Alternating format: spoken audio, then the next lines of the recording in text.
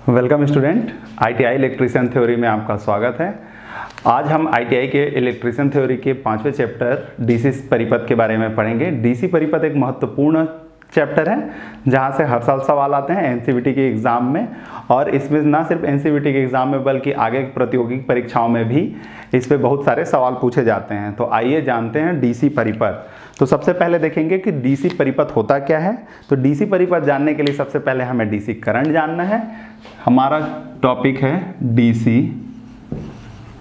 परिपथ।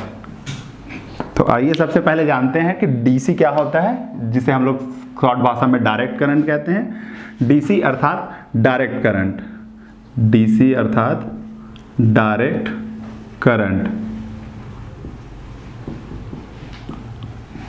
जिसे हम लोग हिंदी में दिष्ट धारा कहते हैं। दिष्ट धारा वह धारा जिसका मैग्नीट्यूड और डायरेक्शन समय के साथ चेंज नहीं होता, डिष्ट धारा कहलाता है। वह धारा जिसका मान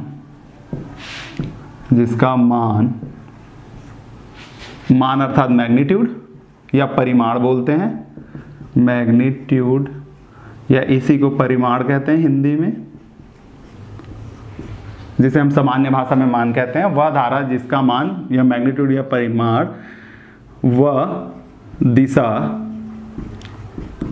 समय के सापेक्ष चेंज नहीं होता, समय के सापेक्ष परिवर्तित नहीं होता, परिवर्तित नहीं होता, उसे हम दिष्ट धारा कहते हैं। वह धारा जिसका मान अर्थात मैग्नीट्यूड या परिमाण वह दिशा समय के सापेक्ष परिवर्तित नहीं होता, दिष्ट धारा कहलाता है। एक ग्राफ बना लेते हैं। इसमें एक हम ले लिए t, ये हो गया 1 2 सेकेंड, ये हो गया 3 सेकेंड, ये हो गया 4 सेकेंड। हमने t को लिया सेकंड में। t कैसा है हमारा? सेकंड में। इधर हमने ले लिया मैग्नीट्यूड, जिसे हम कहते हैं परिमाण, मैग्नीट्यूड या परिमाण। आप चाहें तो इसे इधर भी लिख सकते हैं। परिमाण की वैल्यू ले लेते हैं, 1 एम्पियर, 2 एम्पियर, 3 एम्पियर और 4 एम्पियर। 4 एम्पियर हो गए। यहाँ पे हमने समय ले लिया और मैग्नीट्यूड ले लिया। एक्स अक्ष में हमने समय लिया और वाई अक्ष में हमने परिमाण ले लिया। अब हम एक डीसी करंट ड्रॉ करते हैं। तो डीसी करंट ड्रॉ करिए। तो ये 3 एम्पियर का डीसी करंट हो गया। इसका परिमाण प्रत्येक बिंदु पे 1 सेकंड में, 2 सेकंड में, 3 सेकंड में और 4 सेकंड में, प्रत्येक समय पर इसका मान हमेशा सेम बिंदु पर है, अर्थात इसका परिमाण में कोई परिवर्तन नहीं, और इसका दिशा हमेशा प्लस, ये इसको माइनस डिनोट करते हैं, तो ये हमेशा प्लस डायरेक्शन में आगे बढ़ रहा है, इसलिए इसे दिष्ट धारा कहेंगे। अगर कंपेयर करके देखें तो अल्टरनेटिंग करंट में अगर इधर मैग्नीट्यूड हो पॉजिटिव मैग्नीट्यूड और इधर नेगेटिव मैग्नीट्यूड और ये हो टाइम, तब एक बार करंट हमारा अप की ओर, एक बार डाउन की ओर जाता है। तो ये हो गया पॉजिटिव मैग्नीट्यूड और ये हो गया नेगेटिव मैग्नीट्यूड। तो इसका डायरेक्शन एक बार पॉजिटिव को, एक बार नेगेटिव को। परंतु डीसी करंट में ऐसा नहीं है, ये सिर्फ पॉजिटिव डायरेक्शन में अपने एक स्थिर परिमाण के साथ आगे बढ़ता है। तो अभी हम अल्टरनेटिंग करंट को मिटा देते हैं। अब डीसी करंट के विभिन्न फैक्टर्स हैं, विभिन्न प्रकार के उसमें टॉपिक हैं, जिसमें से एक प्रमुख टॉपिक है रेजिस्टेंस। आप सब रेजिस्टेंस से बेसिक सी वाकिफ हैं कि रेजिस्टेंस होता क्या है। तो आइए जानते हैं रेजिस्टेंस की परिभाषा। विद्युत परिपथ या विद्युत प्रवाह के मार्ग में जो प्रतिरोध उत्पन्न हो या बाधा उत्पन्न हो, उसे प्रतिरोध कहते हैं। जो विद्युत धारा को रोकने की कोशिश करे, बहने से रोकने की कोशिश करता है, उसे रेजिस्टेंस कहते हैं। हम बेसिक शब्द यूज करेंगे रेजिस्टेंस, जिसे हिंदी के लिए प्रतिरोध शब्द यूज किया गया है। जो धारा के मार्ग पर, जो धारा के मार्ग पर बाधा उत्पन्न करता है, बाधा उत्पन्न करता है। जो धारा के मान पे आप चाहे यहाँ पे विद्युत भी लिख सकते हैं, विद्युत लिखना ज़्यादा अच्छा होगा। जो विद्युत धारा के मार्ग पर बाधा उत्पन्न करता है वह प्रतिरोध होता है। प्रतिरोध का एक सिंबल होता है। अलग अलग प्रतिरोध होते हैं, जैसे वेरिएबल रेजिस्टेंस या स्थिर प्रतिरोध, फिक्स्ड रेजिस्टेंस, वेरिएबल रेजिस्टेंस, उसी के हिसाब से सिंबल होता है, परंतु एक सामान्य सिंबल होता है। रेजिस्टेंस का एक लाइन होता है जिसमें एक लाइन ऊपर, एक लाइन नीचे, एक लाइन ऊपर, एक लाइन नीचे, एक लाइन ऊपर, एक लाइन नीचे, ब्रेकर जैसा बेसिकली प्रतिरोध का सिंबल होता है। इसे डिनोट करते हैं आर से। First letter denoted by, resistance के फर्स्ट लेटर आर से डिनोट करते हैं और इसकी unit, scientist George Simon Ohm ने इस रेजिस्टेंस का खोज किया था। तो उसने देखा पहली बार कि पदार्थ में एक चीज पाई जाती है जिसे रेजिस्टेंस कहते हैं, इसलिए उन्हीं के नाम पे इसे हम ओम कहते हैं या OHM लिखते हैं। ये हो गया रेजिस्टेंस।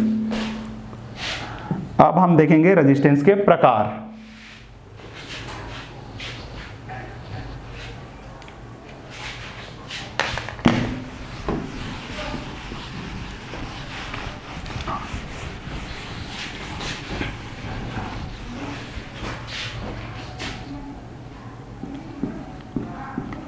रेजिस्टेंस के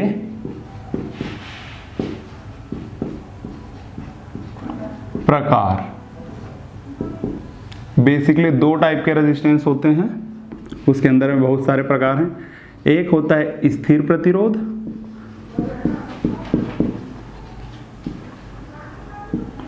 और एक होता है परिवर्ती प्रतिरोध।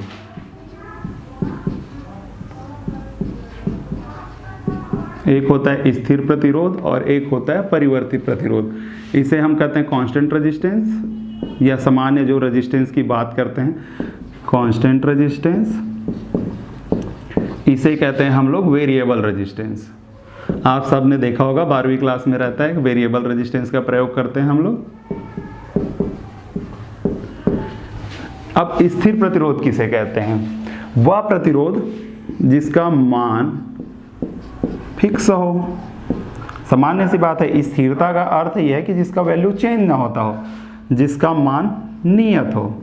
जैसे एक बार जिसको चेंज ना किया जा सकता हो, जैसे 5 ओम, 8 ओम, एक फिक्स्ड रेजिस्टेंस ले लेते हैं। परिवर्ती प्रतिरोध क्या है? एक प्रतिरोध है जिसको हम बदल सकते हैं, चेंज कर सकते हैं। वह प्रतिरोध जिसका मान परिवर्तन कर सकते हैं, जिसके मान में परिवर्तन किया जा सके, परिवर्तन किया जा सकता है, किया जा सकता है। वह प्रतिरोध जिसका मान नियत हो, जैसे 5 एम्पियर, 5 ओम, 8 ओम, और परिवर्ती प्रतिरोध वह है जिसके मान में परिवर्तन किया जा सकता है। जैसे 2 ओम था, इसी को हमने परिवर्तित करके कर दिया 5 ओम। इसीलिए हम वेरिएबल रेजिस्टेंस को एक अलग तरीके से डिनोट करते हैं, जिसमें एक एरो लगा रहता है इस तरीके से। ये होता है परिवर्ती प्रतिरोध। ये दो प्रकार के प्रतिरोध होते हैं, स्थिर प्रतिरोध और परिवर्ती प्रतिरोध। इसको हम एक और प्रकार में डिवाइड कर सकते हैं, जिसको हम यहाँ लिखते हैं। इसको बोलते हैं विशिष्ट प्रकार के प्रतिरोध। विशिष्ट प्रकार के प्रतिरोध, विशिष्ट प्रकार के प्रतिरोध। आइए जानते हैं कुछ विशिष्ट प्रकार के प्रतिरोध तो दैनिक जीवन में या आज के इलेक्ट्रॉनिक्स में जिनका सबसे ज़्यादा उपयोग होता है। पहला होता है थर्मिस्टर, इसको हिंदी में भी थर्मिस्टर ही लिखते हैं, थर्मिस्टर, THERMESTOR, थर्मिस्टर। दूसरा होता है LDR,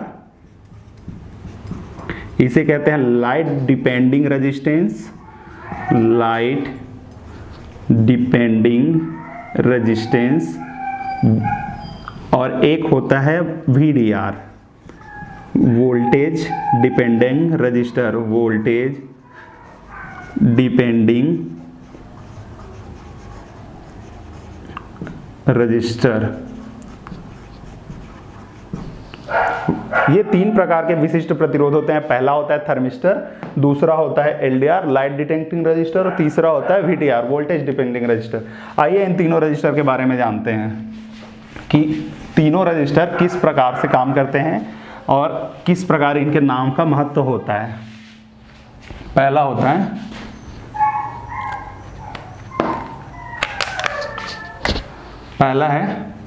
थर्मिस्टर।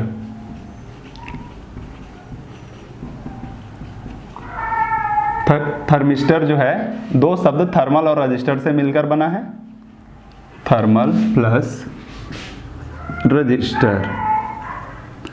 थर्मल का सामान्य अर्थ होता है ताप या टेम्परेचर, और रजिस्टर का मतलब हमने अभी पढ़ा रेजिस्टेंस। थर्मिस्टर वह रजिस्टर है जिसका ताप बढ़ाने पर प्रतिरोध बढ़ जाता है, जिसका ताप बढ़ाने पर अगर टेम्परेचर हम लोग बढ़ा दें तो प्रतिरोध क्या हो जाएगा, बढ़ जाएगा। मतलब यह कुल मिलाकर ताप पर निर्भर करने वाला रजिस्टर है। दूसरा होता है एलडीआर। यह आजकल के इलेक्ट्रॉनिक्स में उपयोग होने वाला बहुत इंपॉर्टेंट रजिस्टर है, जिसे कहते हैं light depending register. Light depending register कहने का अर्थात यह लाइट पर डिपेंड करता है। यह सूर्य के प्रकाश पर निर्भर करता है या प्रकाश पर निर्भर करता है। सूर्य का प्रकाश नहीं, सभी प्रकाश पर निर्भर करता है। अगर किसी रजिस्टर पर लाइट पड़ता है तो वह रजिस्टर क्या होता है, प्रतिरोध उसका बढ़ जाता है। जैसे कि ऑटोमेटिक स्ट्रीट लाइट जलाना रहता है तो रात को हमें प्रतिरोध कम करना होता है जिससे करंट फ्लो हो सके, तो लाइट रात को कम हो जाती है तो प्रतिरोध कम हो जाता है, तो स्ट्रीट लाइट जो है ऑटोमेटिक जल जाता है। ऑटोमेशन में इसका बहुत प्रयोग है एलडीआर का। और तीसरा होता है वीडीआर, जिसको कहते हैं वोल्टेज डिपेंडिंग रजिस्टर। अगर किसी रजिस्टर के सिरों के बीच वोल्टेज बढ़ा दिया जाए तो इस प्रकार के रेजिस्टेंस में रेजिस्टेंस भी बढ़ जाएगा। रेजिस्टेंस क्या होगा, बढ़ जाएगा। अगर हम प्रतिरोध वोल्टेज को बढ़ा दें सिरों के बीच, इस रजिस्टर के सिरों के बीच हम अगर वोल्टेज बढ़ा दें तो प्रतिरोध क्या होगा, बढ़ जाएगा। तो ये 3 प्रकार के इंपॉर्टेंट रजिस्टर होते हैं। आइए अब हम देखते हैं कि प्रतिरोध नापते कैसे, मेजर कैसे करते हैं या कैसे ज्ञात करते हैं कि कितने प्रतिरोध का रजिस्टर है। तो इसके लिए हम बड़े रजिस्टरों में क्या होता है, रजिस्टर का मान पहले से रेजिस्टेंस का वैल्यू दी हुई रहती है, जो बड़े साइज के रजिस्टर हैं, परंतु बहुत छोटे रजिस्टरों में उसकी वैल्यू नहीं दी रहती है। इसके पीछे कारण यह है कि बहुत छोटी रजिस्टरों में एक तो प्रिंट करना मुश्किल होता है, ऊपर से उस पर अगर कुछ लिख दिया जाए या तो कहीं पर चोट लगने पे या यूज़ करते समय वो मिट सकता है। इसलिए उसके लिए एक विशेष व्यवस्था की गई है जिसे रेजिस्टेंस की कलर कोडिंग कहते हैं। तो आज हम सीखेंगे रेजिस्टेंस कलर कोडिंग से वैल्यू निकालना। रेजिस्टेंस कलर कोडिंग की वैल्यू, कलर कोडिंग की वैल्यू या मान का मान निकालना कि रेजिस्टेंस से कलर कोड किए रहते तो उसका मान कैसे निकालते हैं कि कितने रेजिस्टेंस में कितना होता है। आप सब ने देखा होगा जो छोटे रजिस्टर्स होते हैं, बेसिकली जो रजिस्टर्स होते हैं, जैसे ये एक रजिस्टर ले लिया, ये रजिस्टर का एक टर्मिनल, इसमें 2 टर्मिनल। इस रजिस्टर में कुछ कलर कोड होते हैं, जैसे ये मैंने ब्लैक ले लिया, मेरे पास जितने प्रकार के मार्कर हैं मैं वो ले रहा हूँ। ये रेड ले लिया, ये एक और रेड ले लिया और एक ग्रीन ले लिया। ठीक है, मैंने विभिन्न प्रकार के मार्करों से एक रेजिस्टेंस बनाने की कोशिश की है। ठीक है, ये अब आइए देखते हैं कि कलर कोडिंग का वैल्यू कैसे निकालते हैं। इन कलर कोडिंग की वैल्यू निकालने के लिए हमें सबसे पहले एक बेसिक चीज़ों की जानकारी होनी चाहिए कि क्या क्या बेसिक चीज़ें होती है। तो पहला होता है ये पहला लाइन, इसको बोलेंगे हम फर्स्ट लाइन, इसको बोलेंगे सेकंड लाइन, इसको बोलेंगे थर्ड लाइन, इसको बोलेंगे फोर्थ लाइन। ये जो 4 लाइनें होती है रजिस्टर में, इसके कुछ नियम है, जरूरी नहीं है कि 4 हो, इसके बारे में हम पढ़ रहे हैं कि टर्म एंड कंडीशन क्या क्या होती है, नियम, कलर कोड निकालने के लिए कौन कौन से नियम होते हैं। नियम नंबर 1 पहला, ये जो पहला लाइन है ये काला, सुनहरा और सिल्वर, मतलब चांदी कलर का, धूसर, सिल्वर कलर का नहीं होगा, कलर का नहीं होगा। ठीक है, अगर इस टर्मिनल को लेते हैं तो ये फर्स्ट लाइन कभी भी काला, सुनहरा और सिल्वर कलर का नहीं होगा। नंबर 2, सुनहरा और सिल्वर कलर हमेशा पहला व दूसरे लाइन के बाद होगा। क्या बोला हमने? सुनहरा व सिल्वर कलर हमेशा दूसरे, सेकंड व थर्ड लाइन के बाद होगा।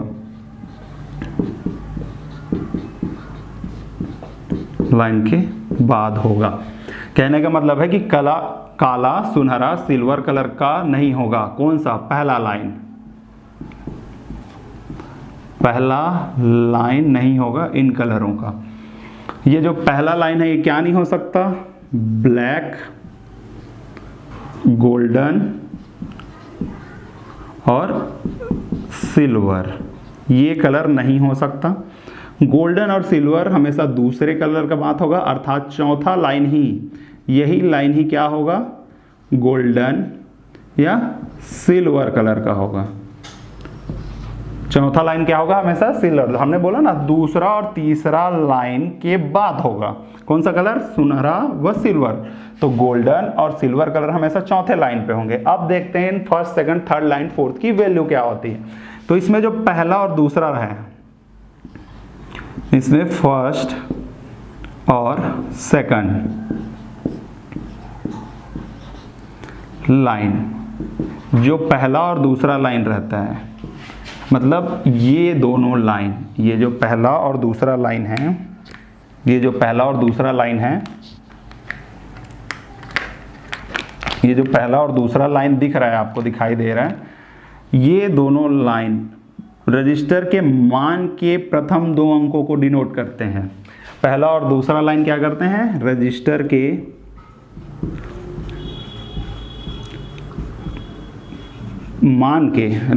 मान के प्रथम 2 अंकों को, मान के प्रथम 2 अंकों को, 2 अंकों को क्या करते हैं? प्रदर्शित करते हैं। मतलब ये जो 2 कलर हैं, ये रेजिस्टेंस की ये पहली वैल्यू होगी, मतलब ये होगा इकाई और ये होगा दहाई। ये 2 अंक को डिनोट करेंगे रजिस्टर के मान को। जो तीसरी लाइन है, जो थर्ड लाइन है, उसे कहते हैं मल्टीप्लायर, गुणज, मल्टीप्लायर 10 के घात पे, उसके बोलते हैं मल्टीप्लायर। 10 के गुणक में जो तीसरा लाइन है, इन पहले दोनों वैल्यू पे 10 का गुणा करके आएगा, 10 के घात पावर में आएगा। और जो चौथी लाइन है, जो फोर्थ लाइन है, वो है टॉलरेंस।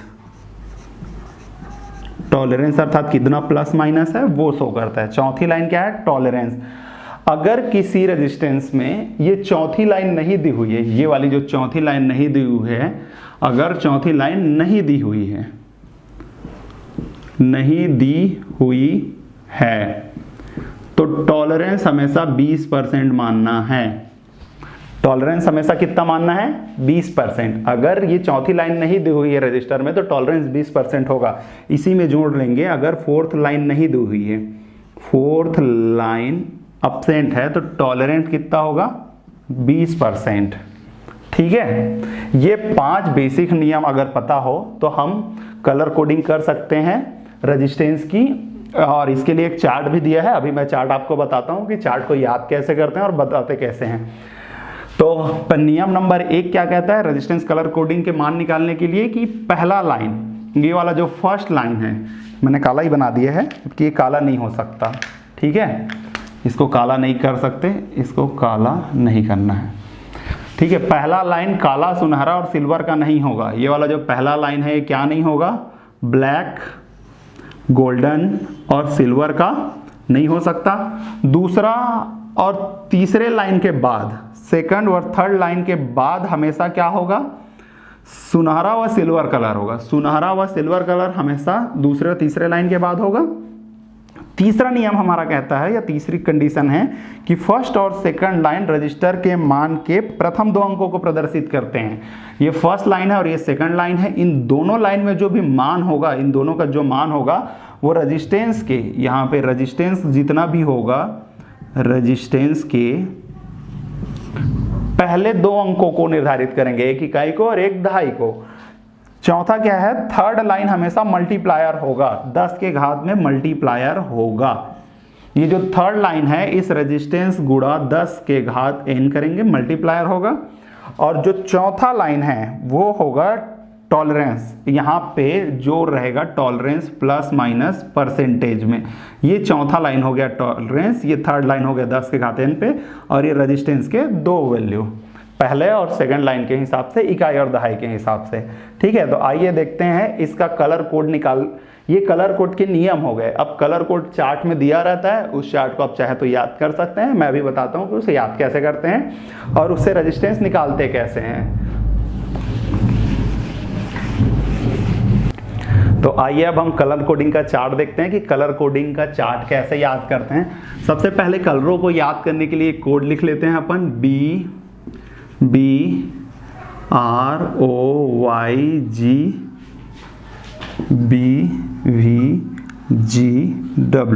इसको आप याद रखें व्यक्ति के नाम पर BB रॉय जी, और इन दोनों को BBGW, ये ऐसे याद कर सकते हैं आप लोग। आप चाहे तो अपना कोड बना सकते हैं। इसका मतलब है ब्लैक, ये है ब्राउन, ये है रेड, ये है ऑरेंज, इसका है येलो, ये है ग्रीन। आइए पहले इन पांचों को छहों को देखते हैं कि इनको डिनोट कैसे करते हैं, फिर नीचे का देखेंगे। सबसे पहले इस ऊपर का देख लेते हैं, तो सबसे पहले 5 का ले लेते हैं ऊपर का, उसके बाद हम नीचे का देखेंगे। तो इस ब्लैक हमने क्या बोला, पहला जो लाइन है ये रहा फर्स्ट लाइन, ये रहा फर्स्ट लाइन, ये क्या होगा, प्रथम अंक होगा। फिर लेते हैं हम यहाँ पे दूसरा लाइन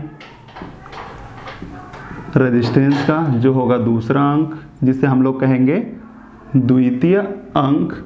और फिर लेंगे तीसरा अंक, सॉरी थर्ड लाइन, जो होगा हमारा 10 के पावर में मल्टीप्लायर। और चौथा होगा हमारा टॉलरेंस, जिसे हम लोग लिख रहे थे। तो आइए देखते हैं, सबसे पहला लेते हैं ब्लैक के लिए। तो ब्लैक के लिए होगा फर्स्ट लाइन हम लेंगे, इसको लेंगे 0, इसको ले लो 0, ये होगा 10 के पावर 0, और टॉलरेंस को नगण्य होता है इसे। फिर ब्राउन का लेंगे 1, इसका लेंगे सेकंड लाइन भी लेंगे 1, और इसमें करना है 10 के पावर 1। सेम वैसे इसको लेना है 2, इसको लेना है 2, इसको लेना है 10 के पावर 2, इसको लेना है 3, इसको लेना है 3, इसको लेना है 3, सॉरी 10 के पावर 3, ये लो हो गया 4, 10 के पावर 4, इसको 0 की जगह आप प्रथम अंक को डेस लेते हैं, ये रहता 5, और ये हो गया 10 के पावर 5। सब में टॉलरेंस नेग्लिजिबल होता है, इसलिए टॉलरेंस नहीं ले रहे हैं। अब मान लीजिए हमें इसमें कलर कोडिंग का हम बॉक्स बना लेते हैं। हमें जैसे ये कलर दिया है, पहला कलर क्या नहीं हो सकता, ब्लैक और सिल्वर नहीं हो सकता, तो हम मान लीजिए ब्राउन कलर ले लेते हैं या ये ग्रीन कलर ले लेते हैं। हमने ग्रीन ले लिया, दूसरा ले लिया हमने, कोई भी कलर ले लो, 2 ले लो, रेड ले लो, तीसरा कलर ले लो कोई भी, तीसरा कलर लेंगे थर्ड लाइन पे, तो जैसे थर्ड लाइन का हमने लिया येलो ले लिया हमने, और चौथा लाइन नहीं लिया हमने, क्योंकि मैं नियम व शर्तों में एक चीज़ बताना भूल गया जो आप लोग नोट कर लेंगे। एक और होता है कि इसमें 3 से लेके 6 लाइन तक हो सकते हैं, मिनिमम 3 लाइन हो सकता है और मैक्सिमम 6 लाइन हो सकता है। तो ग्रीन ले लिया, तो ग्रीन के लिए मैंने 5 लिया। यहाँ पे पहला प्रथम अंक प्रथम लाइन के लिए होता है। द्वितीय लाइन के लिए मैंने क्या लिया, द्वितीय लाइन के लिए मैंने 2 लिया रेजिस्टेंस का। येलो का मैंने 10x मल्टीप्लायर लिया, 10 के घात 4 लिया मैंने। तो हमारा कुल रेजिस्टेंस कितने का आएगा, R अगर निकालना हो तो प्रथम अक्षर द्वितीय अक्षर गुणा 10 के घात 4। आज का क्लास इतना ही। थैंक यू आज के क्लास के लिए। प्लीज़ मेरे वीडियो को शेयर करें, सब्सक्राइब करें और लाइक करें। Thank you.